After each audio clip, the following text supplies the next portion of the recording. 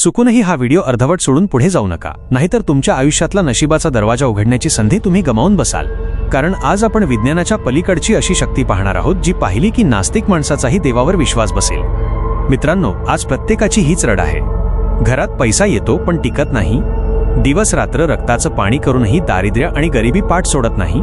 एका संकटातून बाहेर पडताय तोच दुसरं संकट समोर उभं राहतंय. जर तुमचं उत्तर हो असेल तर आता घाबरू नका. सिंहाचलमच्या नरसिंहदेवाचा क्रोध शांत करण्यासाठी जिथे अंगावर चंदनाचे डोंगर रचावे लागतात, तिथेच या कलियुगात तुमच्या संसाराला लागलेली कटकटीची आणि गरिबीची वाळवी जाळायला फक्त माझ्या बाळूमामांचा एक चिमूटभर भंडारा आणि तुमचा भक्तीचा टाहो पुरेसा आहे. माणसाने विज्ञानाच्या जोरावर चंद्रावर आणि मंगळावर झेंडा लावला असेल, पण याच विज्ञानाला कोल्हापूरच्या मातीत माझ्या राजाच्या एका चिमूटभर भंडाऱ्यापुढे गुडघे टेकावे लागले आहेत.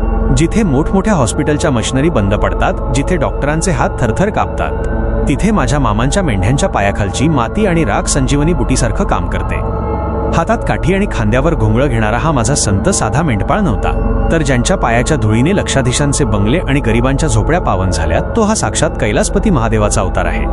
लोक म्हणतात नशीब एकदाच लिहिलं जातं आणि ते बदलता येत नाही, पण माझ्या बाळूमामाने हे जगाला दाखवून दिलंय की भक्ताच्या डोळ्यात पाणी आलं तर त्या ब्रह्मदेवाच्या लेखणीला सुद्धा उलटा फिरावं लागतं. तुमच्या नशिबात काय लिहिलंय याच्याशी आम्हाला घेणं देणं नाही, पण जर तुम्ही आदमापूरच्या वेशीवर डोकं टेकवलं तर तुमच्या हातावरच्या दारिद्र्याच्या रेषा पुसून तिथे श्रीमंतीचा योग लिहिण्याची ताकद त्या पिवळ्या धमक भंडाऱ्यात आहे. हे रसायन कोणत्याही लॅबमध्ये बनत नाही, तर हे फक्त आणि फक्त भक्तीच्या कारखान्यात मिळतं. इथे आलेला माणूस रिकाम्या खिशाने येतो, पण भरलेल्या झोळीने आणि उघड्या नशिबाने परत जातो. तर मित्रांनो, जर तुम्हालाही वाटत असेल की तुमच्या घरातील दारिद्र्य जावं, पैसा टिकावा आणि अडलेली कामं मार्गी लागावीत, तर आजच्या आज ह्या व्हिडिओला एक लाईक करा, जेणेकरून ही पॉझिटिव्ह एनर्जी तुमच्यासोबत राहील.